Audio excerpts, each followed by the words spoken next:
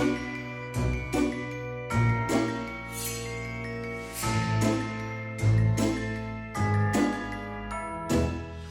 to the Bloody Broads Pod. We are your Bloody Broads. I'm Bhavna Sharma. And I'm Jamie Howard. We're your horror guides from page to screen and everything in between. This week we are discussing Dr. Sleep, one of my favorite Stephen King adaptations of all time. And boy, do we have feelings. Bhavna? Do you think we have a lot of feelings now? Like, I'm pretty sure we'll develop more feelings throughout this episode. We're gonna, this is about to be like a, like when you see the carousel when you're a little kid, and you're like, I don't know if I want to go on that or not, because it looks a little scary. And then you get on and you're having a good time, but you're still not sure. You're still a little scared.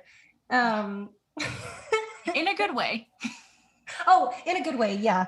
No, I just think that you and I both have a lot of feelings of, especially as it relates to, horror as an allegory for childhood trauma and processing that trauma and dealing with a parent who's an addict or any loved one who's an addict. And so right up from the jump, just trigger warning per usual about discussions of addiction, suicide, pretty much every traumatic event that you can think of now that I'm looking at my notes. I'm pretty sure drugs are in there somewhere. Lots of drugs. Which when it's a Stephen King adaptation, when is there not a lot of drugs? But write what you know, Jamie. Write what you know. Okay, so let's hop in because I'm super pumped. So we open up with the same few notes and the same overhead shot that you get in the Shining adaptation. Which, wow, what a hell of an opening. I know. And like, I actually saw this as a preview. So like when Mike Flanagan was doing like the tour of like places, he did one in Toronto, and a friend of mine had to drop out. So she gave me her ticket. She's like, tell me how it is. And I was like, it was great. It was, Mike Flanagan was there. And so was I forgot her name, but the little girl that played Abra. But just sitting in a movie theater full of people that like were super stoked to be there. Like it was like every kind of King fan you could imagine. And like just that like we were like obviously one of the first audiences to see it. So it was like we were all nervous as fuck because we were like, how are you going to adapt? Yeah. How are you going to adapt the sequel to The Shining, like the book sequel to The Shining, to a movie when Kubrick's Shining exists, and then also the miniseries? So it's like what's going on? And like we already knew ahead of time that apparently King had given his blessing to this, so we were all sitting there like, what the fuck are we gonna walk into? So when you hear the opening shot, or when you hear the opening music and you see the opening shot, we're all just going like, this is a choice. Yeah, well, and so I mean, I think that's worth talking about for a second too, is that like we said in our Shining episodes, it's well known that Stephen King hated that adaptation, and Mike Flanagan has become kind of the new, Stephen He's King the new Daredevil guy. Yeah. So I knew going in that I was going to enjoy it no matter what, because I like shallow reason. I like all the actors involved. It's Kylie Curran. Who doesn't? Yeah. So Kylie Curran played Abra, and I mean, right off the bat, we get to see the baddie, which is kind of antithetical to how a lot of horror works. So Violet is the little girl that we meet first, and she's the same girl that plays young Nell in Hill House. And so adorable. So adorable. Every time I see her, I'm like, oh, you're so cute. Oh no, something bad's about to happen to you. That poor girl. I know. It's like a Jacob Tremblay plays baseball boy in this, and just I know. Yeah, we'll get to him in a moment. Traumatic. I mean, it's one of those scenes that like I watch through fingers. But we meet Rose the Hat right off the bat, and I did not mean for that to rhyme. But she is literally, and I know you've said this too, like on Twitter and elsewhere, but is she or is she not like literally the most sinister, scary villain I've seen in a long, long time? I mean, I may be opening up anyone listening to fight me on this one, but I think she is probably Stephen King's most terrifying and most sinister villain that he's ever written. Like Oh yes, more so than 100%. any of, obviously more so than any of his monsters. His monsters are kind of weak sauce. Sorry guys, but but Sorry, in Uncle terms Steven, of, love you. sorry, we love you. But in terms of someone like, you know, one of his humanoid um villains, she's the most sinister, and it's because she can lure in children. Like at least with Pennywise, you get like a okay, he's still something's off kilter, blah blah blah blah blah. Whereas she can just be like, hey kids, want some candy? Not do you want some candy? She's like, Yeah, can I show but you a magic trick? Oh my God, that just yeah. cracked me up. But she can't be, I mean, to the observer's eye, she can't be Mm-hmm. defeated, which to me Mm-hmm. is way scarier because with Pennywise, you know, all you have to do is call out his tricks. Yeah. With Stephen King's monsters, like you said, they always have a fatal flaw. And Yeah. then before this, before I read and saw Doctor Sleep, Mm-hmm. previously what scared me the most was Mr. Barlow from Salem's Lot. Oh yeah. Truly just horrifying. I mean, that the first time I saw Salem's Lot, I was, I think, 9 or 10, and just nightmares Oh for my god. weeks You poor after. thing. Well, listen, every horror I ever saw was like before the age of 18, was totally behind my parents' back. Well, of course. Yeah, we can get into that another time. Yeah. Um, but yeah, this whole movie, even starting off with the misdirection of focusing on Violet at first, because Mm-hmm. she doesn't last, spoiler, past the first scene in the movie. Yeah. Um, the big header in my notes is just, if Matilda was horror. Like, am Yeah. I wrong? No, you're definitely not wrong. Not wrong at all. But since we're talking about Violet and that opening, that every aspect of it was terrifying. So, you know, not just luring her in with the magic trick, but it's also the shot. I don't know I don't know the technical term, but like the where you see the True Knot, which is the name of the gang of the just call them people eaters. Flying. It's the flying Stephen King people eaters. Yes, exactly. Not the purple people eaters. But so you see the shot of them like kind of far back in the forest, you see the Oh empty my forest, and God. then you see them, and then you see Yeah. them, you never see them advance, but every time they shoot back they They get advance, and you can closer. see like Yeah. Rose looking over or Violet looking over. And I, I know that's like not necessarily a big flashy effect or something, but it is so terrifying, It's like even me as an horrifying. adult, because you're like, because you already knew this girl was in danger. You Yeah. already knew that. Like, if the music didn't tell you, it was the look on Rose's face, and then it was, you know, it's just, and also Rebecca Ferguson. I have so many wonderful things to say about her, I but like, know. What a damn good actress. Like, ugh. right? And just like her progression of like going from like, hey, little girl, to like, I'm gonna fucking kill you, was like subtle, but so great. She throughout the whole movie, she does this thing where she utilizes kind of the feminine rage, which I love.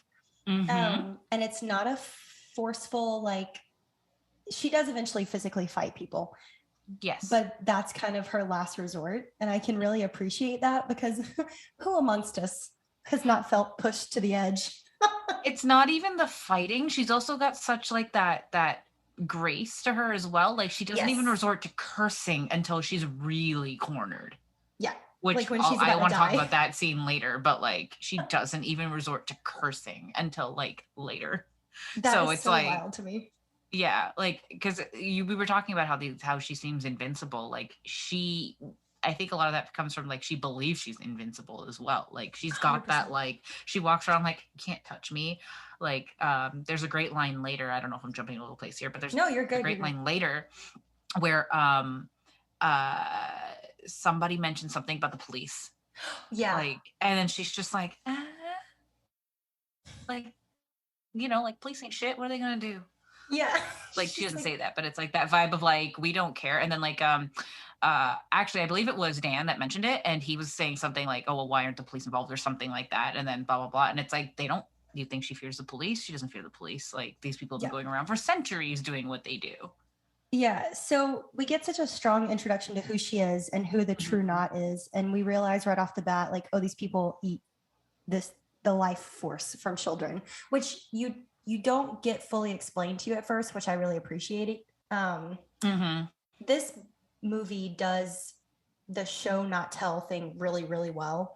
Because I think that's kind of the downfall of other King adaptations, you know, is that what do you do when almost all of his characters have the internal monologue, you know, that we get to read on the page, but it's kind of hard to do in a movie. But so the other shot that we get, that goes back to the original is, you know, we see Danny on his big wheel going through the Overlook, and then he stops in room, again, it's 237 in the movie, but 217, and you see the door opening.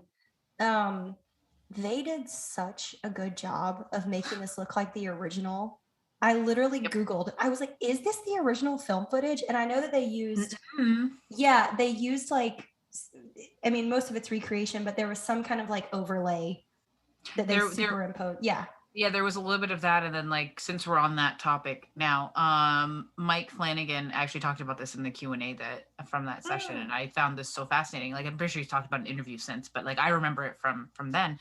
But he actually went to the Kubrick archives in London and got the blueprints for the sets. So like later on when you see the Impossible rooms and you see like the layout of the Overlook, because a lot of that was a set in a soundstage in London, so he got all the blueprints, all the like essentially the materials that he could, all that stuff, and he got it there. But before he did that, and this part's like kind of cool and kind of why I think he's Stephen King's guy, is that he got the permission.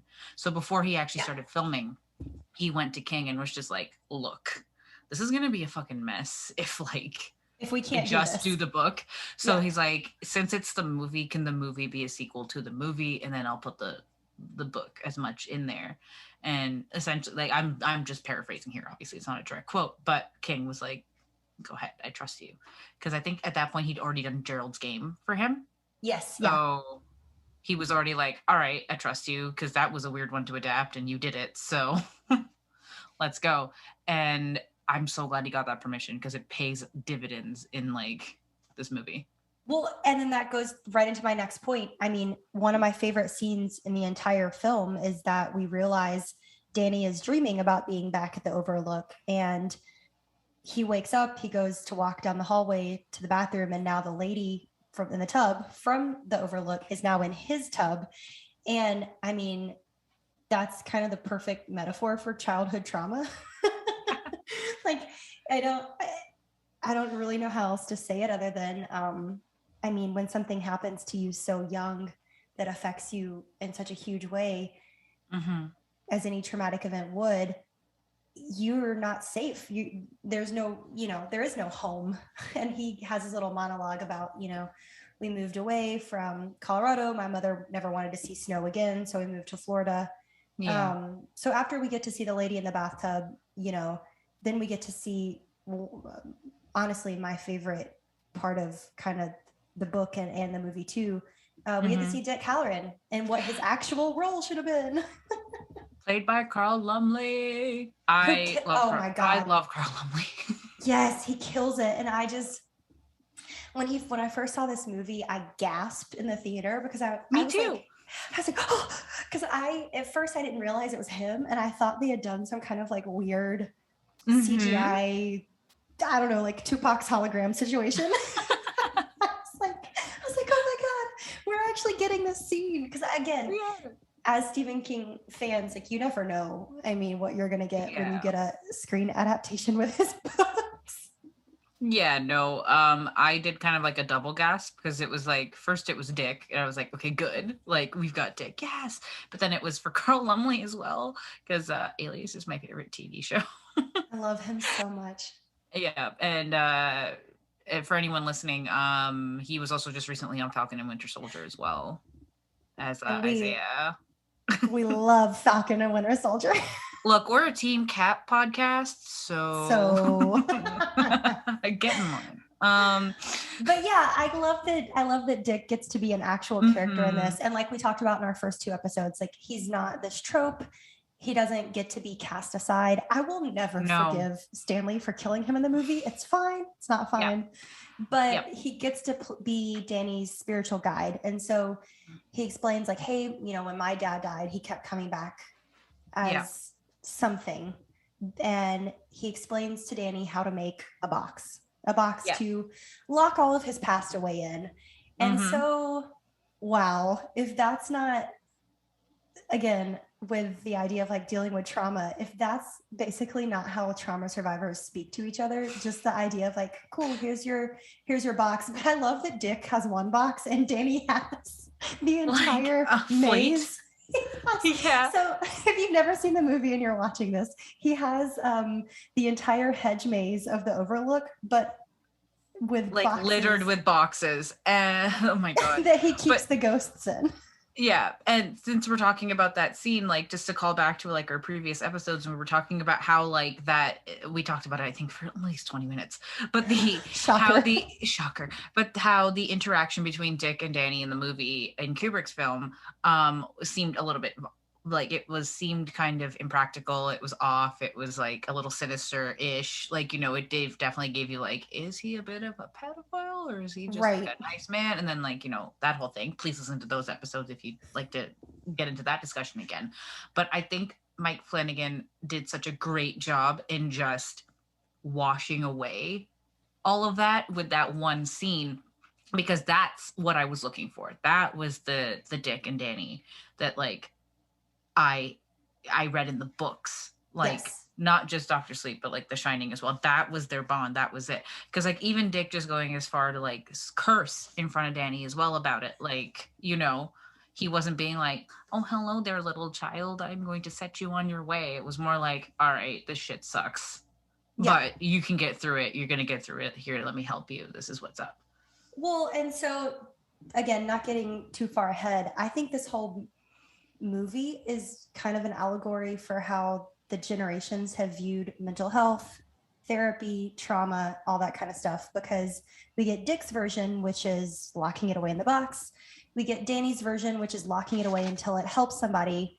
And then to jump kind of Mhm. ahead, but we'll loop back around, we get Abra's version, which is it's just total acceptance. It's radical acceptance, which is what we talk about in therapy every week. it's it's so good, and it's why I get so endeared to this story, and I think it means a lot to people who have kind of been there, done that, and that's why it's such a gut punch when we cut to the next scene of Dan grown up and we meet grown up Dan, and he's a total asshole. Yeah. Oh, just before we do that, you do get a shot of like a missing child board, and you see Violet's thing, and that's the only thing that ties you in that this is the 80s. Yeah. But just before we get to Dan, I just want to talk about how um, just the fact that Mike Flanagan's God, that he was able to like retcon Dick, but also I'm just so happy they got their happily ever after in Florida. Me too. Me too. It was, again, there's several things that are different in this adaptation than the book, but for the most part, the first, like, I would say first 50% is pretty much from the book. Like, yeah, it's not too different. Aside from Dick being a ghost Yeah. and not an actual person, because in the book Dick actually, because he lives in Florida, because he's like, Yeah. fuck this, I'm out. Because he rescues them in the actual Shining. Go listen to those episodes, guys, if you skipped ahead. We have strong feelings about Dick Halloran in the cinematic universe. We do. But yeah, I'm glad you brought that back up. I get so excited about the slam cut to grown-up Danny being an alcoholic that's bar fighting. Because yes, because that's I love Ewan amazing. McGregor. Me too. And honestly, when they cast Ewan McGregor, I was a little bit apprehensive, not Me because too. I don't trust Ewan, and not that, his totally believable American accent is going to be a problem. I can't. Okay. Sorry, all I can think of is him just in Star Wars just going, hello there. Anyway. I know. As soon as you said it, I knew exactly what you were going to mention, and I had to like pull the microphone. I'm mad that people can't like see our facial expressions right now because I had to like pull the microphone away from my face because I was cackling. Okay, but yeah, we are Ewan McGregor fans. We are not shitting on you. We love you, Ewan. We love you, and we love you as Dan. But I was a little bit apprehensive. Yeah, it's luxurious. I was a little apprehensive only because like he hadn't really done this kind of stuff before. He'd done thrillers. he'd done like the big fantasy movies, obviously, and and he's done his fair share of indie stuff. He's done his fair share of romantic stuff. Like he's a pretty decent, like, and he is a bit of a jack of all trades. Like you can put him in any movie. However, I think this one I was just like, because I had read the book when it came out, so like Same. Yeah. I yeah, and like and it was, you had book Danny transition into adult book Danny, and it like worked so beautifully because it's none of this Kubrick and King's pissing contest, but like I, so I was just more, and then when I heard all the things about the cube, like like making it be more of a movie sequel, blah blah blah, I was just like, how are you gonna do this? Like, how is Ewan gonna be able to do this? Because I'm like, not that funnily enough, I wasn't afraid about him playing an addict, because I was just like, if that's something that like I feel like his acting skills could definitely cover. It was more so the rest of it. Yeah, because I mean, there's there's levels to this shit. There's just so many layers, and so Yeah. I'm gonna kind of gloss over the next part so we can kind of get to more like present day stuff. Yeah. But we learn that he's an asshole because he takes a girl home from the bar, he sleeps with her, he wakes up, realizes that she stole his money, he goes to take her money in retaliation, and Dick appears again and is like, you can at least leave her money, Doc, like she's got a kid. And that was a little bit like Jiminy Cricket for me at first. I didn't know if I liked that. I was like, I don't know about this, but it's in the book, so whatever. And then we get him picking up the baby. He hears it crying and it's got a dirty diaper. Yeah, it's gross. Like leaves it with the mom, gives it like a bag of Cheez-Its or something, and then dips. So we realize he's an addict. He's dirtbag behavior. Cool. And then we finally get introduced to more of the True Knot. So we see Rose at the theater with Crow. Yeah. And we get introduced to one of my favorite characters. Mine too. Yeah, okay, good. Because she's not a good person, but that doesn't mean that she can't be a great character in the book and in the film. So Snakebite Andy, which we don't learn her name at first. No, they don't give it to her at first. Yeah. And she has a true good for her moment. So she's a teenager that lures predators from the internet to meet her in movie theaters and public places so she can enchant them and take their money. And then she carves a little symbol into their faces using a switchblade. And she has some of the best lines in the first half of the movie where she's like, you can explain away losing your wallet. You can explain away, being late from work on your way home, but you're never going to be able to explain having this scar on your face. And I love that. I love that she's like, every time you look in the mirror, you're going to remember, I like little girls. And she enchants him to where he's going to say that every time he sees it, which is incredible. And so they're watching in the theater, which, fun fact, this is shot at the Plaza Theater in Atlanta. Shout out to my home theater. And Rose and the Crow are in the back row. They see her do it. They approach her afterwards and they're like, oh, you are a special. So they realize that there are children who have essentially different versions of the shine. And that kind of brings us back full circle. Yeah. And I, in my notes that you can't see, I just have like inspiration for Promising Young Woman. Right? I was like, oh, this is very Promising Young Woman, down to the hair. I was like, oh, okay. She's, and the actress was just so great because there's a great scene when she does get indoctrinated kind of a little bit like with Rose, and she's just like, oh, what are you, like 15? Like, gravity hasn't even touched you, like hasn't even like looked at you yet, like that whole like enticing like stay young, kind of vibe, like, hey, forever young. I wanna be forever young and kill children. But oh god, Bhavna, the conspiracy theorists are gonna come for us. Look, there's no pizza in this movie, all right, guys? Yeah, we can get into that with closing thoughts, but I literally I was like sifting Yep. through some notes and I like looked Yeah. up what was different in the book and the movie. And someone, Mhm. of course, on a website that is famous for this kind of stuff Mhm. was like Dr. Sleep question mark, adrenochrome question mark. And I was like, Oh I my am not god. gonna click on that. Please don't. We're Don't not waste doing your this. time. Anyways, yeah. But yeah, The but with crazy. Snakebite, with Snakebite Andy too, like it was just like maybe it was just the actress they got because she was like 16 or Yeah. something like that at the time. Because right now she's on Gossip Girl and she's just Yeah. barely in her 20s. So, um, uh, speaking of adaptations and sequels and things, but she, Time is a flat circle. yeah, time is an illusion.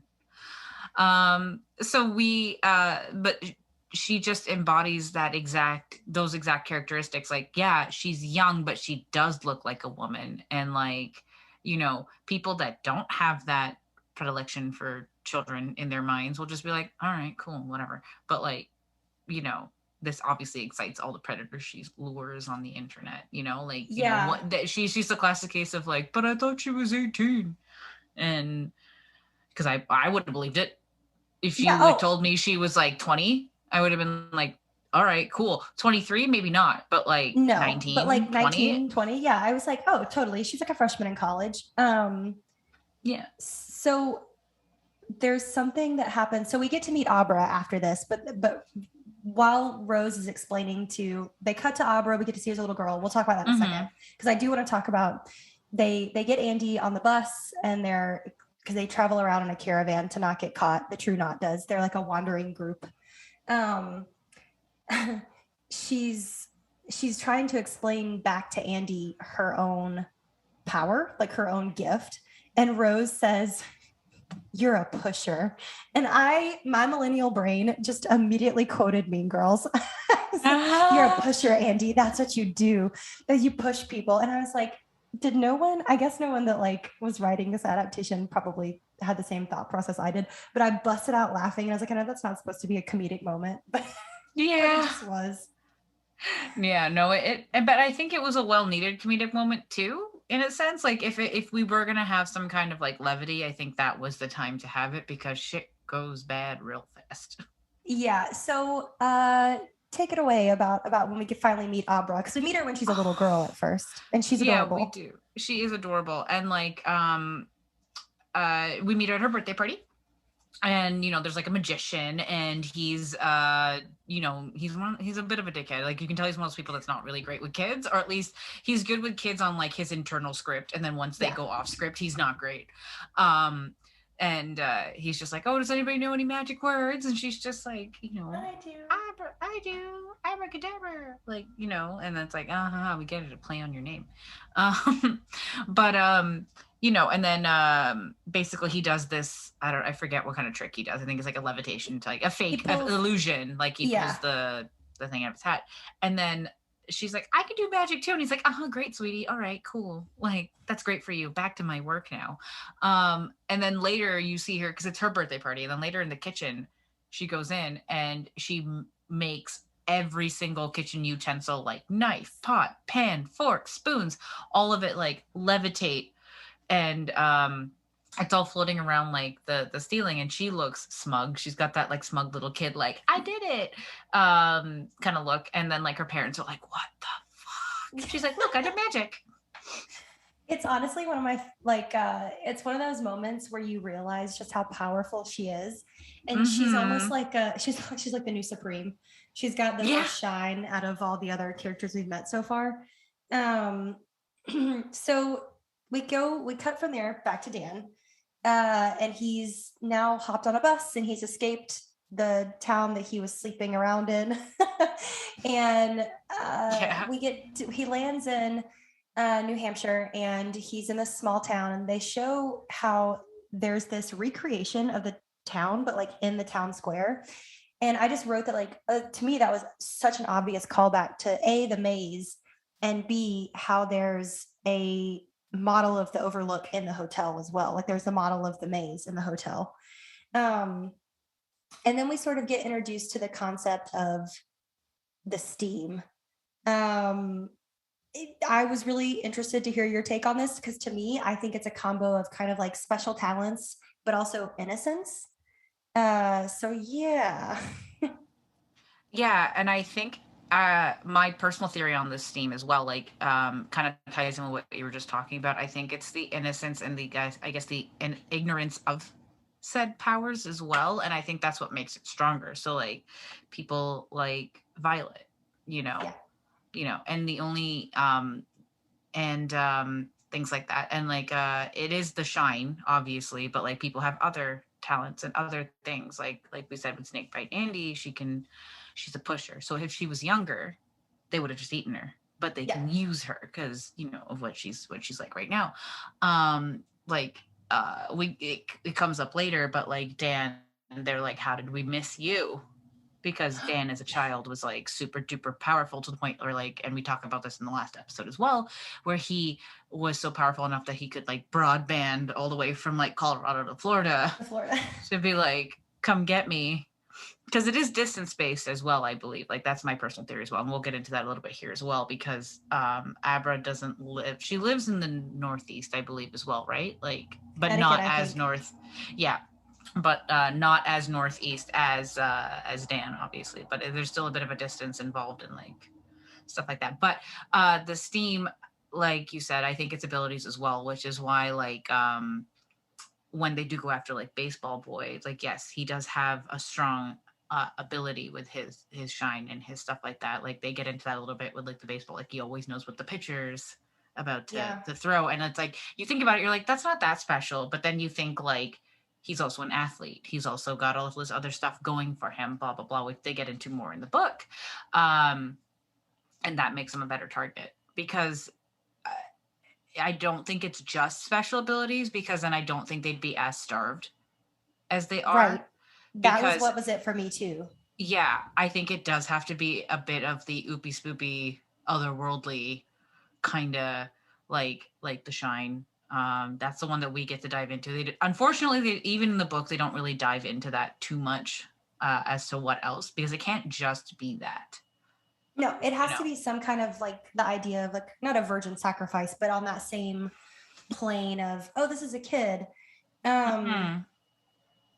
so yeah, I think it's just I feel like I could have a whole episode where we just talk about what the shine is because Yeah. it comes up in The Shining, it comes up in this, and then it Yeah. kind of sort of gets brought up in other books of Stephen It King's, but It does. Like I think it gets brought up in like it, if I'm not mistaken. yes. I mean, because Dick isn't it. Yeah. Fun fact. But I think it's brought up there. And I think it gets brought up in The Outsider as well. And I think the character of Holly Gibney, I I personally think she's got a bit of a shine to her. I fucking love Holly Gibney. Well, I'm sorry if you're listening to this with your children. If you are, please don't. Yes. But Yeah. I love her, and we can talk about her later. We're gonna have to do an episode on that story because it's one of my favorites. Like She's in like five of his 5 books. stories by now. She's one of my favorite King characters by far. So just to get back to the She's plot. yeah, she's like the new like King will have recurring. So like just this sidebar is kind of related to us, but like just how like King would have Dick Halloran pops up in a few things, or like he had the It kids pop up in a few things, and like he does love his like little entangled little universe that he creates. Like and then there's the whole like Needful Things gang and like all that kind of stuff, right? So the towns of Castle Rock and Derry are just Yeah. like his little universes that he's created. Holly Gibney is like the new generation of that. Like she's the new one that like pops up in a bunch of things so that are unrelated. Like I mean, yeah, the Mr. Mercedes books there, the End of Watch series, that's all one thing, but like she pops up in like Outsider, she pops up on If It Bleeds. And I'm Which pretty is sure my she's gonna favorite. keep Oh my god. oh my god, right. But yeah, she pops up in all these things and she's continuing to pop up and like she's one of those things where like she's like kind of a free agent. So Yeah. The free agent of the Stephen King. I just imagined if we did like an NBA draft of Stephen King characters, who would she be the did number one not choice? sign a no trade clause. Okay. Sorry, we're also sports fans, so expect Yeah. lots of those analogies. Okay, so Yep. we get to see Danny kind of Yes. settling into a boarding house. A local guy that runs Tiny Town has kind of taken him under his wing, and so he gives Dan a job running this kids ride at Tiny Town. It's like a miniature train that runs through the city, which I think is adorable. Uh, Mm-hmm. but we kind of get our first taste of how much this is still truly haunting Dan Yep. when he falls asleep his first night there. And when he wakes up, we see an arm wrapped around him, and immediately I knew who it was. Immediately, I was like, "Oh shit, it's the dead woman." And so Mm-hmm. he sees her, and she's like, "They still haven't found us. You know, they're used to hearing my baby cry, so no one's come to look for us. They still haven't found us." And then he looks down, and when he sees the baby as like a dead flashback, very reminiscent of the same woman in room 217. That's kind of what sends him Mm-hmm. off the edge, and he throws himself off the bed. I mean, literally and metaphorically, this is what sends him off the edge. Yeah. And he gives in and goes to an AA meeting. Yeah. And this is probably a good point to mention too. In the book, especially because we meet Abra first in the movie, it's a Mhm. little bit different. But in the book, he gets sober pretty much like her birth and his sobriety are like the same time. So basically, he can count the years he's been sober by how old she is. So in the movie, it's kind of implied that she's a couple of years old before he gets sober, et cetera, et cetera. And I mean, not to downplay his sobriety, but it almost doesn't matter. But like, I liked the poetic connection in the book where it was almost like, you know, he has no connection to this girl, and you know, he's um tying his sobriety to her life, kind of thing. But like, Well, it's and kind of cute. yeah, and I don't want to get too deep into the woods yet on what's different in the book and the movie, but True.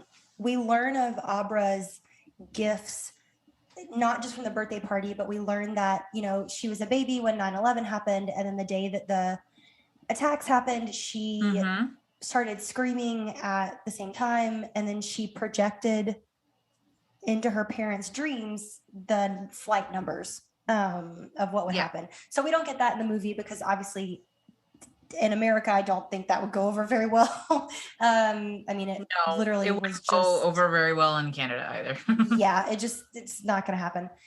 So during the AA meeting, something happens that I think kind of pushes the story along a Yeah. little bit faster, a little bit more steam. He meets a Haha. doctor. Yeah, but I didn't mean to do that. He meets a Yeah. doctor that's running the AA meeting, and he says, you know, by the way, that watch you're looking for is above the sink at work. And the doctor's like, the hell? What do you mean? And he's like, yeah, like you were worried about the boy. And he's trying to say Gaucher's disease, but he keeps calling it Yeah. Goucher's. Gouchers, goochers. Goochers. He keeps calling it. I was like, please let this man say Gushers. Yeah. Um, he, he's like, you know, it's it's right above your sink where you scrub up at work.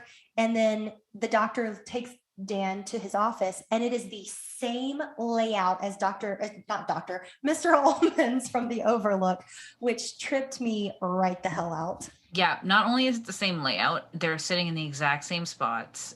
But one thing I did note is that unlike Ullman's office, where you don't see anything outside the window and it was just basically like a light, whatever, shining in, you did see some greenery, Yeah. which kind of comforted me. And I don't know if like this was like on purpose by Mike Flanagan, but I'm just going to project my feelings onto it. But it was just more like this man is not like Ullman. Like, we can trust this man. We're okay with this man. And Danny says, I have it in my note, like one of the best lines that I think kind of getting into the heart of what it's like to deal with an addict or to be an addict. He says, our beliefs don't make us better people, our actions make us better people. Mm-hmm. That hits so hard for anybody that's ever had to, you know, deal with someone when you're like, all right, if their behavior has changed, like I'll know that they've changed. And when the doctor, then right after that, we get like a 1-2 punch because the doctor says, well, I need an orderly for my hospice. Can you do it? And Dan says, well, the world is one big hospice with fresh air. And I was like, if that didn't hit different after 2020, I don't know what will. Yeah. I know. That one got me too. I was like, because it didn't the first time. First time it got me, I was like, huh, that's funny. You know, like, that's funny. But like, rewatching it for this purpose, I was just like, like, it was just one of those like, insert Ben Affleck on beach meme here. For those of you who don't know, I mean, if you're not a part of meme culture, there's a picture of Ben Affleck where he's just like wrapped in a towel like around his chest, and you can see his like back tattoo, and he's just like staring out into the ocean with such an exasperated look on his face. That, and then my other favorite is obviously classic, him with the cigarette. He's just like decompressing. And I think we need to add in the new one of him with his Dunkins falling out of his hand. Anyways, we should get into the cat at the hospice. Yeah. So the cat, so at the hospice that he works at, there's a cat. And whenever someone's dying, like the cat kind of knows, and it'll scratch the door. He'll go in and sit on the bed and stuff. Like it's essentially just like, okay, a comforting thing. Like, oh, they're passing away. Let me be with this person as they're passing away. Like the cat just kind of knows, and Dan picks up on it. And he's just like, oh, okay, really? Or like, it's like, oh, too soon and stuff like that. Like you kind of get a better montage of that in the book than you do in the movie because you get like just minutes. But Dan ends up being like, I can use my gift in this situation. So he goes, so whenever the cat goes to whoever's door, he'll like go in and he'll sit with them and he'll kind of guide them through their last moments because he can see what they're seeing. He can do all that kind of stuff. Like he's been around death his whole life. Like the least he can do is make it easier for these people at the end of their lives. And like that's one of my favorite scenes is when he's guiding this old man to the the end, and them just singing Sinatra. Oh, I cry every time. Oh, it's so good. I'm just like, no. Yeah. And again, so one of the characters calls Danny. He's like, you know what you are. You're a doctor. You're Dr. Sleep. And I was like, oh, they did the thing. Yeah. It's like the pew, pew, pew, pew. Yeah, he said it. So we get Danny talking about, after that, they do a montage of him helping, again, the guy comes over. We get a scene of Danny talking about Jack, which I think really humanizes Jack, which again happens in the original Shining book and the original Dr. Sleep book, but that we don't get in the movie because we never see him snap out of his psychosis in the movie. And then we get to see this whole scene of the baseball game. And here's the moment where we're getting Abra tying into Danny, and they're finally going to meet. So they cut to the baseball scene, and this little boy is pitching, and one of the dads leans over and says it's almost like he can read the pitcher's mind. Yeah. So that tips off the people in the True Knot that have been tracking him by his, again, it's what you said, it's almost like echolocation. Yeah, exactly. It's I would love her echolocation. It looks trippy as fuck. You kind of see it later how she tracks these people down. Like it's pretty cool. I'm like, I wish I could do that. I would not kill children, for the record. I don't eat children. I eat pizza, pasta, sushi, Indian food. I do not eat children. Carbs, not kids. Carbs, not kids. New catchphrase. I think that's our name. Carbs Not Kids. That'd make a great t-shirt. Yeah. Let us know if you would buy a Carbs Not Kids t-shirt, guys. Or a sticker. We'll make a sticker. We'll make it happen. Yeah. It's kind of cool how they can kind of track it. It's almost like a sixth sense. Their like spidey senses tingling. That these kids are there and they do their research. It's actually kind of cool, the method though, like how they're like, okay, well, we think this kid is over here, so we're gonna go over here, and then they're like, let's observe, let's kind of see them in undisturbed in the wild, kind of like how they would snakebite Andy, where like Crow had been going to the theater for a couple of times, like, or had been essentially stalking her for a while, trying to before he brought Rose in to be like, hey, look at this. And you kind of see that process with Baseball Boy. I think his name is Bradley, so heartbreaking as well. Like, you see it with him, and it's heartbreaking, and also leads to one of the most gruesome horror scenes I've ever fucking seen in my life.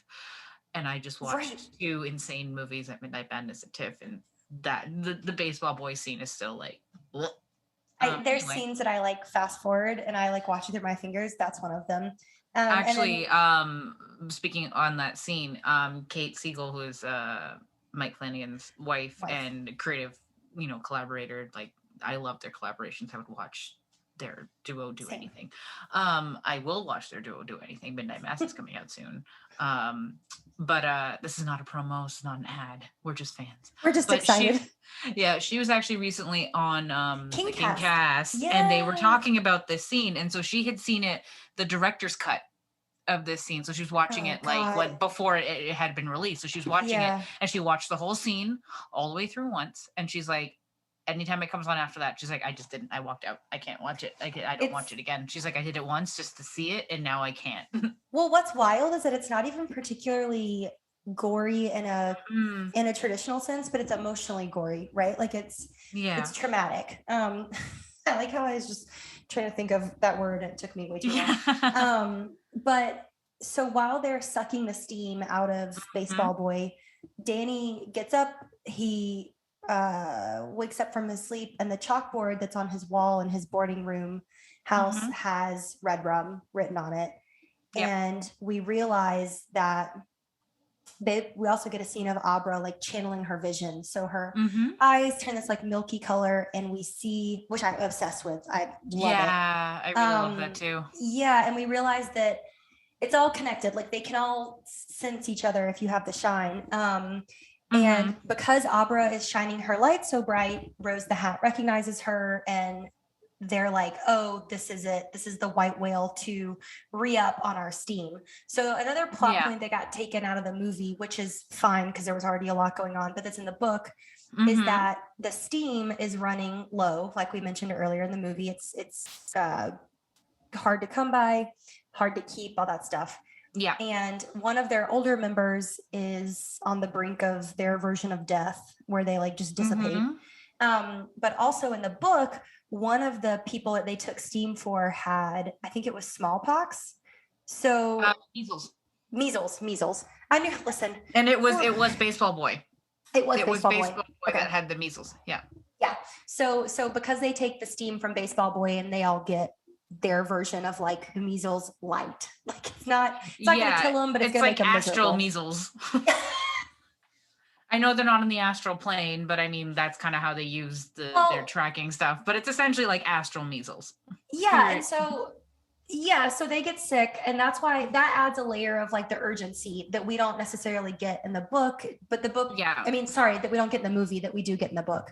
But we do realize then that Abra is powerful enough to shake Rose out of her head, because Rose finds her on the astral plane, and that's how it happens. Like she's like, "Who the hell are you? Get out of my head." Because Abra's also strong enough to like pick up on it, because she's you know what it is? It's basically her version of Cerebro. Yes. Oh my God. How I didn't even.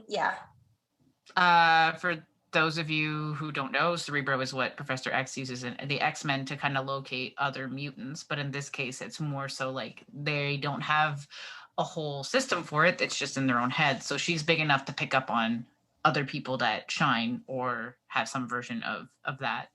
Basically, she's tapped into the same network as Rose. There we go. And can pick it up. And she's strong enough to pick it up on her own. She doesn't need to eat other people to get that strength to pick up on other people. But I think the cool part of that scene too, like as we were talking about, is that like they're in the middle of killing him.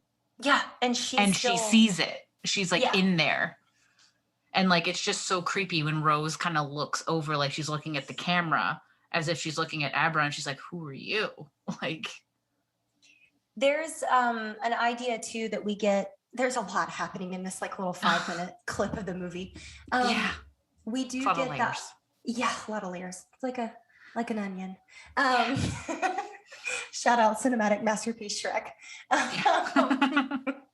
We get to see kind of again how we get to see Dick appearing to Danny again, and how Danny's handling the boxes and his emotions and things like that. But it's this idea of Danny becoming the next generation's spiritual guide to pay his debt that I love so much. And there's all these spiritual principles overlapping. So we get astral projection, we get multiverse theories, we get not a ghost, but like ancestor vibes. I don't know what to call it. Yeah. You get basically every kind of theory of ghost, spirit, entity, and it's all kind of mishmashed at that point. but but like you said, like it's just like it's like Dan's realization of like, oh great, I gotta be, I gotta take Dick's job now. Well, because, and I realize we might have left this out, because Yeah. how he's talking to Abra to begin with is the chalkboard. Yeah. They're writing messages to each other on the chalkboard, and he doesn't know who she is. He just No. knows that she's kind of like Tony, but not. If that, like, that's what he says in the book, at least. Yeah, yeah, that she's kind of like Tony, but in the movie you get the sense of more like he knows that's another person, but he doesn't know if it's an alive person, a dead person, or a spirit and whatnot. Um, yeah, that's a really that's kind of like a concept that gets lost, like because they can only do the chalkboard for so long in the movie before it gets like Yeah, because it goes on for complicated. a long time in the book. Yeah, you get like maybe one or two interactions in the movie, but in the book it's like they've been pen pals for a while. Well, and in the book it switches to email. Yeah, yeah, it switches to email because like we said earlier in the book, he's been sober for as long as she's been alive. So it's not so much that he's only been in the town or been in a situation where he can talk to her for a little bit. It's been a long time. And it's only the catalyst of all the steam being low and them getting all antsy and going after the kids and stuff that kind of like pulls Abra into being like, we gotta stop this. This is horrible. We get, Abra's like, health. So there's a layer of, as there is in most things, a layer of racism in some of the kind of interactions and some of the characters. The biggest one that thankfully Flanagan erases. So Abra calls him Barry the Chunk, thank God. Yeah. But the True Knot is a caravan group of like ragtag, people that all survive off steam from these innocent children, and they all have nicknames. And one of the nicknames is a slur, and we're not going to say it, but I was like, thank God that we only get Abra's innocence of her calling him Chunk. And I love that from the jump in the book, we know that she is biracial, and we know that she is basically different than, it's just in my opinion, it's such a great shift of, it's basically Stephen King being like, I know it's 2010 when he came out with the book.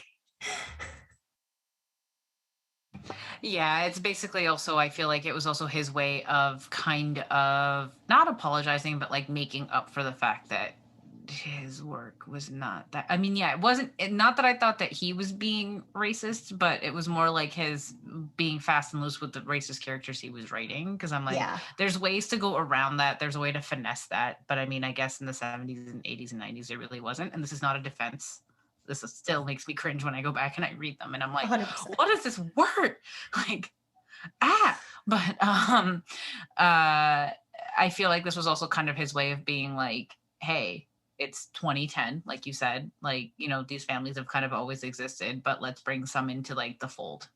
Yeah, and we get to see Abra's internal world. So Danny is explaining to her basically, hey, like, here's how I deal with my ghosts, my goblins, the things that chase me and haunt me.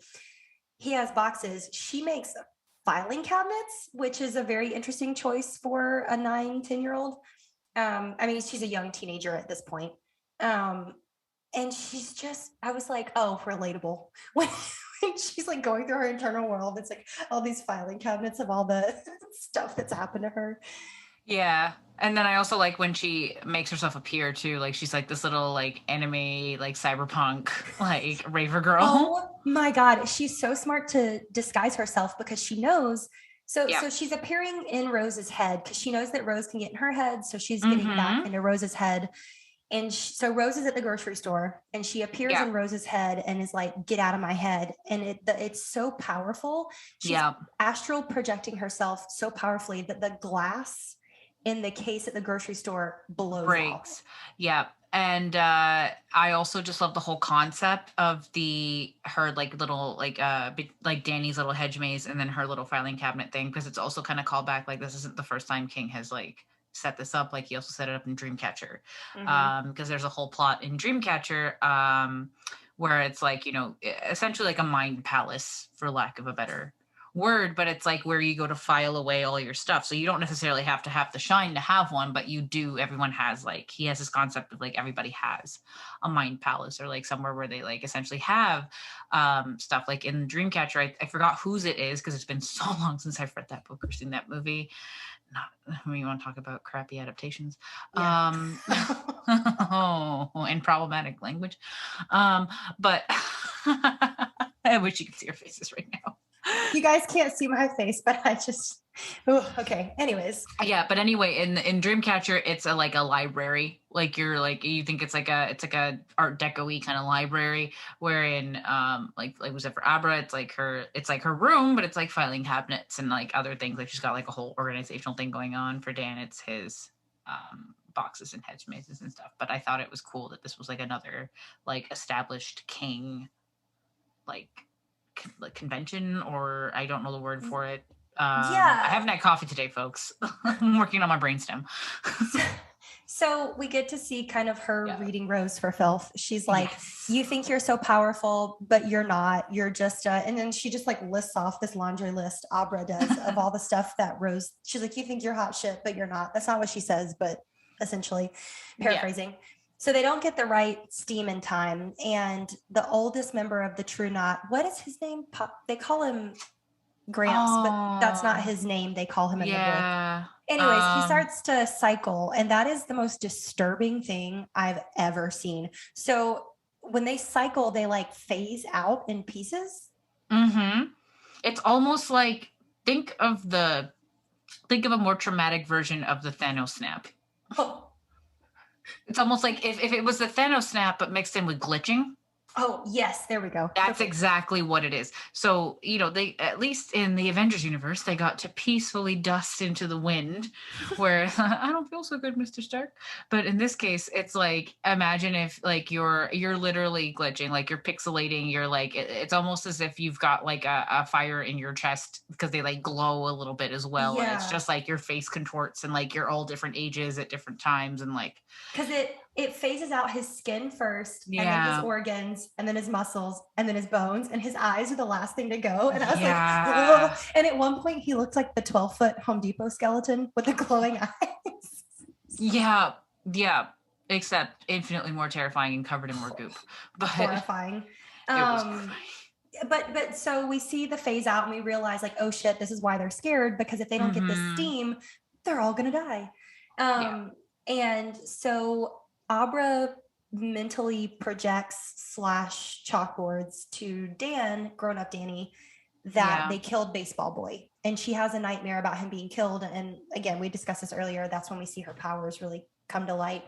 And so she tells them where he's buried by channeling. She's like, it's called automatic writing when like psychics do it, where she's like channeling, she like closes her eyes, and she's got her notepad and she's like scribbling down what she's seeing in her visions.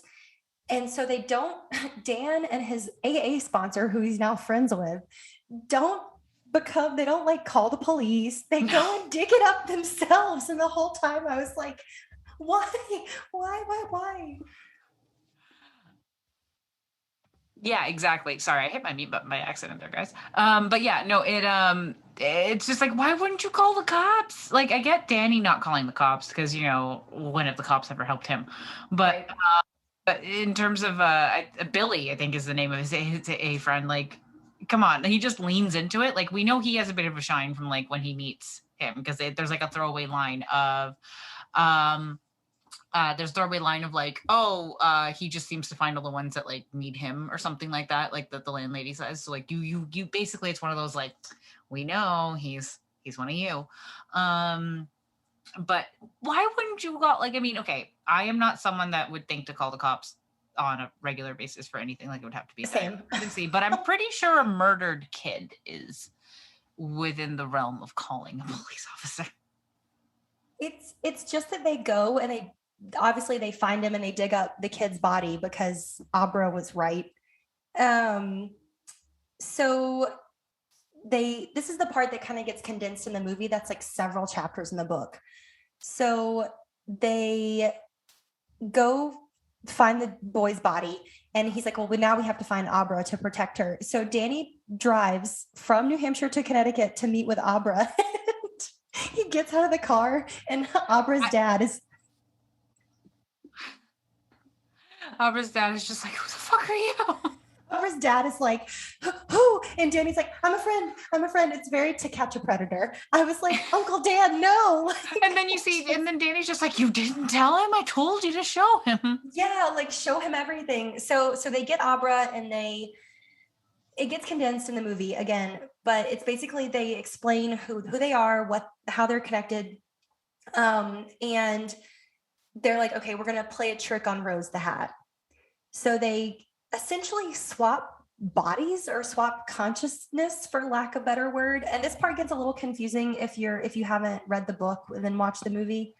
But it's basically like they can physically, like, okay, we're talking about the woods, right? Like yes. When they go to the woods. Yeah, so it's basically like she's projecting herself to like she's projecting the image of herself or her teddy bear or whatever into the forest. So all they'll see physically is like her, but like once they start touching her, they start going up to her, that's when like obviously it's like boop boop gone.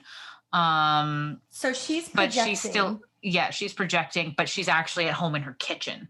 Right. And then Billy, Danny, and who was the third person with them? Billy, Danny. There wasn't a third. There wasn't? Oh, no. It was just the two of them. The dad was at home with them. You're probably thinking of the dad. Yeah. That's right. So the dad stays home. So they came in with all the smoke on the True Knot. I forgot they used guns to shoot them. Because in Stephen King books, that's not a very common, besides like the gunslinger, obviously, Dark Tower.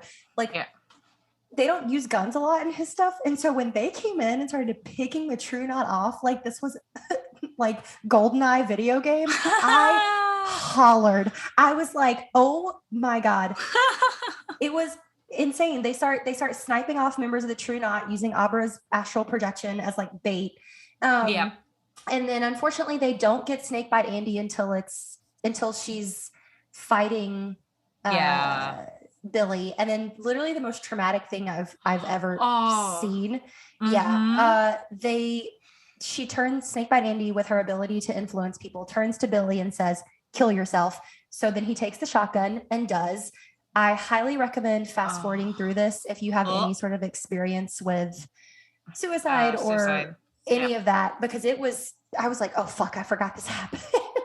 Yeah, I forgot that happened too. And then it's also just like, if you are someone that's not triggered by it or you don't want to watch it, like essentially the look on his face is just he has that realization of, I don't want to fucking do this, but I can't not do this. Like it's the perfect, like he says it all with his face. What a good actor. Oh God, he's a great actor. He's a great character actor. I think he's a New Zealand actor, Curtis Cliff. Yeah, he's phenomenal. Also very easy on the eyes. Agreed. In case anyone was wondering. But yeah, no, it was what the fuck. But then we have that amazing, like, you know, moment where Abra's just like, fuck yeah. And then it's like, actually, no. And it's cut back to the kitchen and the crow gets Abra. He injects her, obviously, because he think he can handle her on his own. If she's pushing Rose out of her head, like, he's gonna need some drugs. But it was just the amazing, like, we thought we won, and with consequences, like, it's the gut punch of like, we had the consequences because that's Billy dying, so you think you're in the clear, right? You think like, okay, we won, we had our losses, let's move on. No. Now Abra is in their clutches. And it's the whole van ride. She's like, she keeps waking up and trying to figure out where she is. And we come to learn that the crow had to use twice as much medicine as he normally does to keep her knocked out, which again, superpowers. And Danny is back at the boarding house, and he has his he has a safety blanket. He has a bottle of whiskey, and he's like, no, I'm not going to drink. And you can see that pull. I mean, he is like holding the bottle and he's like, I'm not going to do this. He sits on the bed, and one of the most heartbreaking moments of the entire thing, he says, Tony, he literally cries out as if he's still a child and is begging for like, help me, Tony. Oh God, I just, Oh, my gut. Oh my God, it hurts so much. Um, so yeah, we get that, but then we kind of get the amazing moment of Abra kind of taking over the van. yeah, that was She, pretty cool. I mean, I wrote it down in my notes. Just she has the best one-liners in the whole movie. She Um, does. when she's in the van and she's like, "All right, how am I gonna get out of this?" Uh, Yeah. and correct me if I'm wrong. Don't her and Danny shared a body yet, or is that only No, when they're that's in the car. okay? So they share a So body in the car. Yeah. yeah, so they haven't. This is right before that. She's like, I know that you're. She's talking to the crow and she's keeping him distracted. And she's like, I know that you think you're invincible, so you don't have a seatbelt on. Yeah. And she gets him to run the van into a tree. Yeah. Oh no, no, they share the body in the That's when they right share it. before that. Yeah, yeah, they share it right before Oh, because Dan goes, it's Dan. So backtrack a little bit. you explain. She wakes, yeah. So she kind of wakes up, she comes to. But as she's coming to, she's like speaking, and I forgot her words, but she's not her, she's Dan. And then Well, Dan she says says, something, yeah, I feel hungover like I feel hungover and I haven't felt hungover in in years. years. And but before that, she says something along like, "Oh, New York, like, you know, blah blah blah blah blah." Like she notes out like the signs, like she's basically being like, "Okay, I know where you are." And like, and that's when I clued in that it was Dan because I'm like, smarty pants, right? Because he's going like, "All right, I'll be there in like 10 minutes," type of thing. But then he says a thing where like, wow, I feel like I'm hungover. I haven't felt hungover in years. And that's when the crow realizes, he goes, and who are you? Like, who am I That's talking what it to? was. Yeah, Yeah. yeah. And then, he's saying like, oh, it's, I forgot what he said, but it's basically just like, your worst nightmare type of thing. And he keeps him talking, like we were just saying, like he keeps him talking, keeps him arrogant, like, oh, you think you're so invincible, like blah blah blah, like I don't have to do anything to you, because the crow is basically flexing his muscles at that point to be like I'm gonna fuck you up, you think, child, please. And then he's just like, oh yeah, you think you're so invincible, he's like, yeah, he's like, figures. And it's like, what? It's like, yeah, you think you're so invincible, you wouldn't wear your seatbelt. And then gets him to like, it's Dan that does it. That's what, But yeah. yeah, but it is Abra that says, "I hope it hurts." That took me all the way out when they cut to, and of course, Rose sees Hmm. him cycling in her mind's eye because they're Yeah, linked. And Abra just goes, I hope that hurts a lot. yeah, and that was Abra. That Badass. was not Dan. That was Abra. Abra. Yeah. Um, so after that, they have the Hmm. plan, and again, it's spelled out a little bit more in the book. They have the plan that we have to go to the Overlook now to get rid of Rose, because the Yeah, Overlook in the movie is still yeah, standing. Because mhm, again, this is an overlap with the book versus the movie of The Shining. In the yeah, original Shining, the boiler blows up and burns the hotel down in the explosion and everything. And in the book of Dr. Sleep, there's just a campground there now. But in the yeah. movie, we do get kind of poetic justice. In my notes, Bhavna's laughing because I just have justice Yeah, for the boiler in all you caps. do. Um, we get Danny walking back into the husk of the Overlook, which is Yeah, incredibly emotional, and he's yeah, having flashbacks from his childhood. But the first thing he does is turn the boiler back on. yep. Oh my god! Justice for the boiler. And this is when actually, this is a drawback to like our previous episodes when I said like that I kept mentioning that Mike Flanagan does a really good cleanup job. This is what I meant.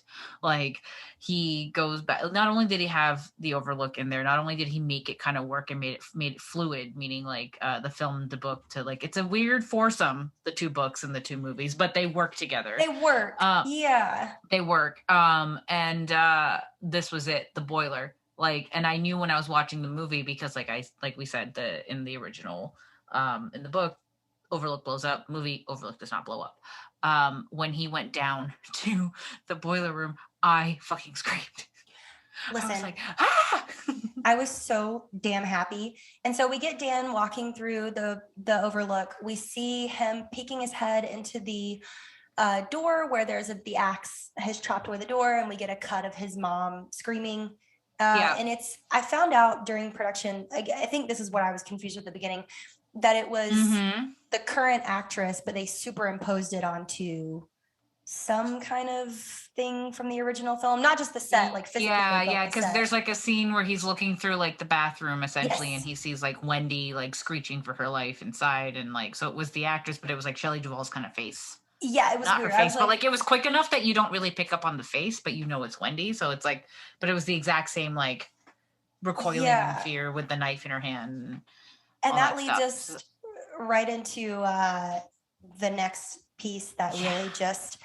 I'm glad that they did it. We don't get this in the book, but I'm glad they did it in the movie. We Me get too. Danny's version of Lloyd the bartender, which is Jack. his dad. Yeah, it's Jack. Yeah. And this ties back to what we were talking about on our theory of Lloyd in the Shining episodes, was that like Lloyd is not, we don't think Lloyd is a ghosty ghoulie of the hotel, but his own ghost, his own, like, so in the Shining, it would be Jack's version of like his inner demon, his like little voice that tells him to take a drink, his like little addiction demon. But in this case, for Dan, it's Jack. And I thought, and like, you know, just to have him wear the same clothes and to be just as like unaware as Lloyd was, you know, like the, oh, you know, hello Mr. Torrance, like da da da da da, like there's just something about that scene because Lloyd Jack is talking as if he's just a patron, as if Dan's just a patron and stuff, and Dan's just going like, you know, oh, you know, Mom and I moved down to Florida, like after it happened, and then this is when you get like a lot of the story that in the book you got to see, but you don't get to see it in this. It's like things like how, you know, when we find out Wendy passed away of cancer when he was like 17 or 18 years old, you know, things like that, like how they got away, they didn't want to see snow again, so that's where you get the line about we never wanted to see snow again, that's why we moved down to Florida. And you get like little snippets of his life. This is when this is kind of like the life flashing before your eyes kind of sequence, but it's also him trying to get like, it's also and this isn't, for instance, from my notes, this was also what the point that I touched upon in the last episodes as well, is that this is Danny and Jack's book relationship. It is not the movie relationship at all. So this is like that little boy that was waiting for his dad to come home after his job interview. This is the little boy that was so excited to help him put away groceries. Like he felt like a little man. Like, you know, that like that boy that loved his, and in the book it's very clear that he loved his daddy more than he loved his mommy. Like it's very clear that he was a daddy's boy. Like, and so this is just Dan. This scene is not this has nothing to do with The Shining, the movie. This is all about Dan, like book Dan. Absolutely. And makes my heart hurt every time I watch it. I know. So he says, he ends his speech with, "Are you going to take your medicine?" Again, call back to the book. Call back to the book. And he says, "I don't think I will." And that's just the power of breaking a generational curse. I mean, breaking the cycle. I'm going to get super emotional if we talk about that for too long. Yeah. It's a very powerful moment. Yeah, I remember sitting there going like, don't go to the well. There's no water there. No. Oh my God. I can't. And again, it's a lot. And so they've lured Rose the Hat to the Overlook because it's the only place where there are things that can feed on her the same way she can feed on other humans. Yeah. So I love the idea of using the tools of his own torment to stop any future suffering.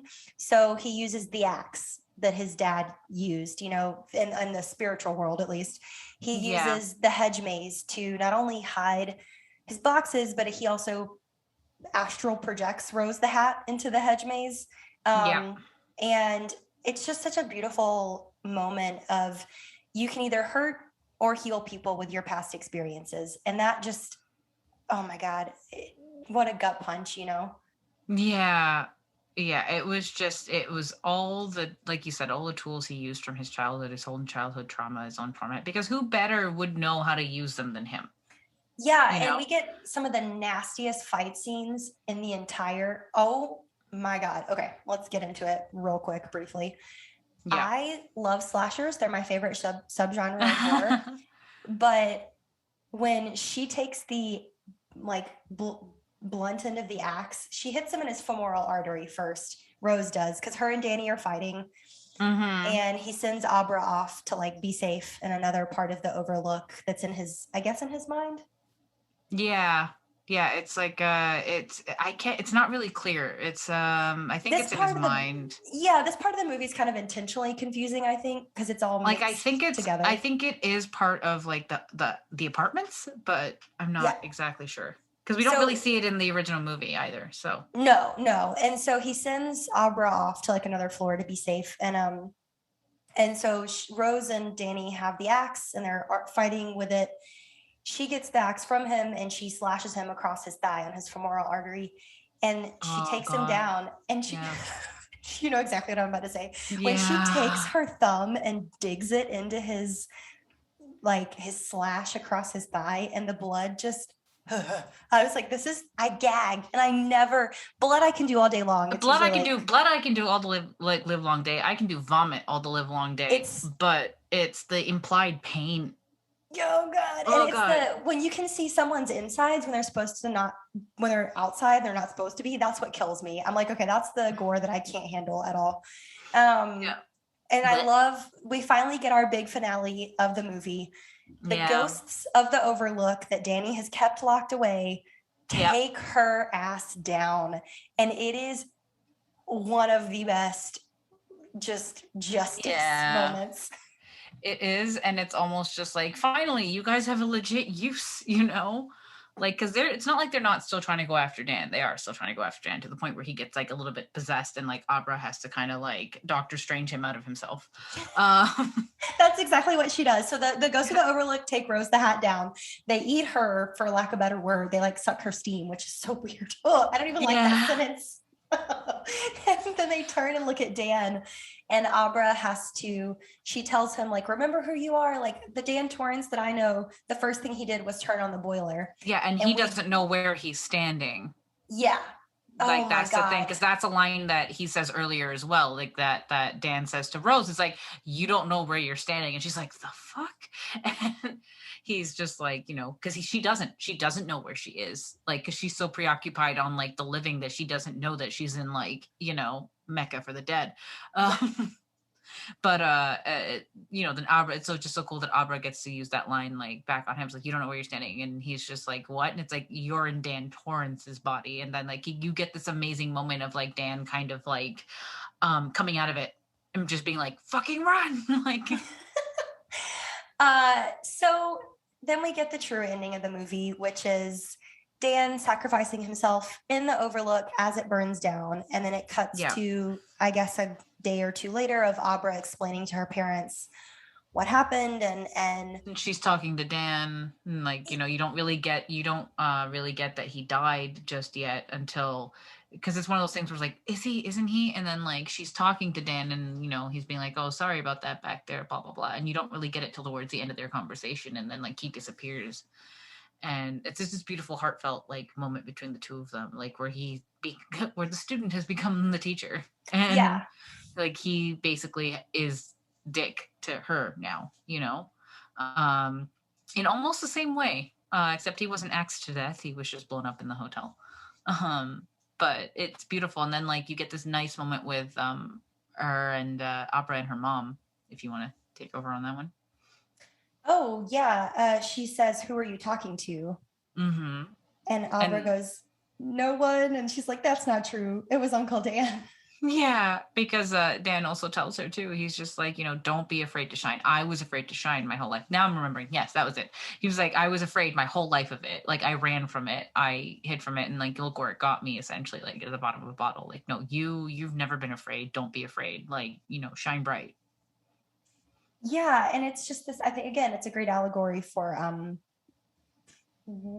what we can, again, we can either heal or hurt with what we've experienced. And I love this book so much. I love this movie so much. Mm-hmm. It's definitely in my feel good like sick day movie rewatch. So Yeah, I don't want to gloss over too much of what's different in the book and the movie, but we kind of mentioned most of it we during our did most of conversation. it. The only other thing that I wanted to very briefly bring up before we wrap up Mm-hmm. is the how they're actually related, because he Yes, turns I wanted to bring that up too. good. Okay, yeah, I'm gonna let you talk about it, but he actually is Uncle Dan, kind of. Mm-hmm. He is, no, he's not kind of. He is Uncle He is Dan. Uncle Dan. He It's Uncle Dan. So what you kind of find out, Jack Torrance was no saint. And he's a little bit of a Johnny Appleseed with his seed back in the day. And That you is the find nastiest thing I've ever heard you say. stay tuned for more. Oh my God. I wish you guys, I'm literally like neon red right now. Okay, continue. Sorry. Um, don't listen to this with your kids, guys. But anyway, you find out that Abra's mom. We mentioned Abra's biracial. She is the white parent, which becomes more apparent when you find out that she is actually Dan's half sister through Jack. Jack was her father, which also coincidentally means that the shine goes through the dad's side of the family. If anybody was wondering at that point, like that goes through Jack's line. Not that it is your dad, but it's like it's Jack that brought the shine. But yeah, it so he actually is Uncle Dan, which brings a whole other layer of drama to the story that they don't really dive too much into, but it's also kind of gives you that safety blanket of like of an explanation, like a nice little tie. Like it's like, okay, so she's not just independently shiny. She's they both have the same, which would explain why they're able to kind of fills in the blanks on why they're able to connect so well and why they're able to just like things like swap bodies and communicate. Like they have more than one just skill set, like how Andy can only push. She Right. can't really do much else, right? But with these two, they can do a whole bunch of things. They can read your mind, they can project, they can swap places, they can communicate via a chalkboard, like things like that. So it just makes more sense that like if they, share genetics, that it's a bit of a stronger bond. But They can a beautiful mind. yeah. I'm not Yeah. sorry. But I mean I get why that was cut because that probably would have added more runtime and a little bit more padding to scenes that didn't need more padding. Yeah. But I wish they kind of had just for like, story's sake, but I get why they cut it. Like because they can do it without it. Clearly we just went through a whole thing about how they could go through the whole movie without it. Like it wasn't really necessary, but Yeah. um and Mike Flanagan already had other things to worry about with like, okay, how do I make this flow with Kubrick's film, but how do I still make it true to the book and blah blah blah blah blah. But yeah, that was the main one I wanted to mention. We did mention the measles thing earlier, which Yeah. I thought was a better. To be honest, I thought that was better than the movie to have that be a thing instead of just steam running low because it kind of shows that they are vulnerable Yeah. to things and they have to be, and it kind of shows how they have to actually be careful on who they choose. They can't just go up to any willy-nilly person that seems kind of like telepathic and take their stuff. And by their stuff I mean their life. Yeah, I mean, honestly, that was kind of my closing thoughts is that the stuff that did get left out of the movie, I do understand. It would have turned this into probably a miniseries, which I will probably never say no to a miniseries adaptation of King things instead of a movie. Um, uh, thank goodness that we're getting some of those recently. What up, Chapel? Wait.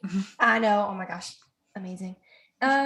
Yeah, other than that, closing thoughts are that I love this a lot. And Stephen King continues to just absolutely hammer my heart with stories of familial trauma and addict related things. And yeah, I'm losing my words because I'm so like enamored with this story and this movie and how they tie in together. Yeah. Closing thoughts, and then we can tell people where to find us. Yeah.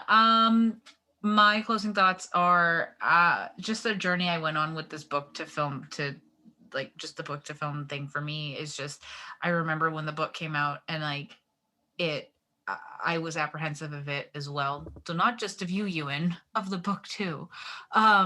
Because how do you do an adaptation of something you wrote 30 plus years ago at that Right. point? Yeah. And and especially one that's so beloved and all that kind of stuff. Like at the end of the day, it's within his rights to do it. And like, there was all this talk about is he doing it because did he do it as because he wants to give Kubrick back another fuck you, like, like, is this going to be another adventure like all of The Shining, like blah blah blah, but it was something completely different. It was something completely different, and it was such an emotional journey, and like I was not prepared when I read it, and I almost am like so fiercely protective of this property because it's it's probably the best spiritual sequel I've like, and I don't mean spirits and ghosts. I mean like spirituals and like it's not a direct like Shining Part Two. Yeah. Oh Jesus. Yeah. Thank God. Twilight, New Moon. Um, but it's This is the skin of a killer, Abra. I know what you are. Say it. Say But it. anyway, long story short, I'm fiercely protective of it. It's probably the best kind of like book of its kind that I've ever read, and it's just so cathartic to see Dan's story afterwards because I 100%. was so worried about that boy. Right? Like as soon as you finish it, you're like, God, I hope he's in therapy. Good news. And yeah, Kind of was. he kind of was with a ghost. Um, uh, but yeah, closing thoughts. Mike Flanagan can basically do no wrong. I really would love to see him do more adaptations. I'm really sad that his version of Revival got chopped. Because that's another one we will, like I said last time, we will be doing an episode on Revival at some point. Um, but just I'm right. I'm living in this new era of Stephen King, and I would love to see more. Big same. So you can find us at Bloody Broads Pod on all of our social media, Twitter and Instagram. We would love to hear from you, bloodybroadspod@gmail.com. Thoughts, feelings. If you say rude things, we will ignore you. We now have logos, guys. You can easily find us. We're not just a little face anymore. Yeah. We have our logos by the lovely Ink Witch. Yes. She did amazing. Yes. Bhavna, your handles on socials. Yeah. So you can find me on Twitter at The Lucky Charms. That's SHARMS, not Charms. I am not a leprechaun. I do love cereal though. And you can find me on Instagram again at The Lucky Charms, SHARMS, with a fancy little underscore at the end because it was taken. And I'm Jamie Kirsten Howard on Instagram. Kirsten is in Kirsten Dunst. And on Twitter, I was at Glitter Burrito. And we will catch you next episode, guys. Yeah. See you soon. Bye.